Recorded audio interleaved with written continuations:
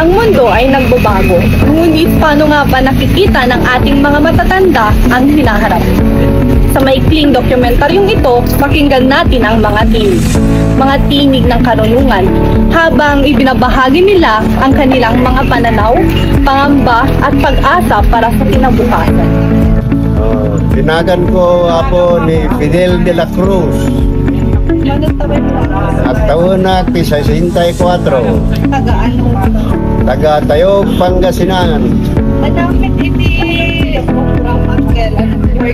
May saak nga operations officer, may saak nga security agency. Uncle, may i-post iti evidence makita na iti social media. Okay. Kaya ada iti talong question nga ipa-answer ni. What do you think the world will look like in 2050? Today is 2025. 25 years more to go.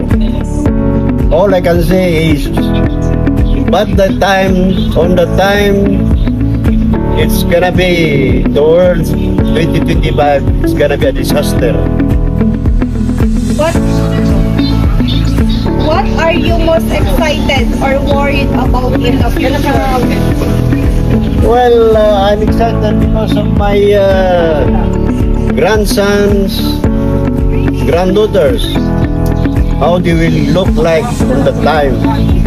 But the worst is, how is 2050 gonna be look like?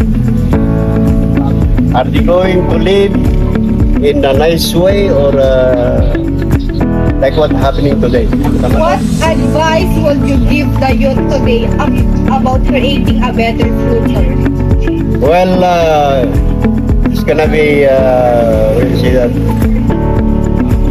to make a better future, you're gonna go to school, you study, go hard work, and when you graduate your in the near future, I don't know if what will happen.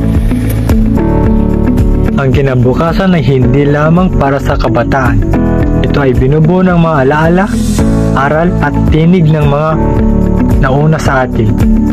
Sa pagkilala sa kanilang kaalaman, mas mapapalalim natin ang ating pangarap para sa mas mabuting kinabukasan.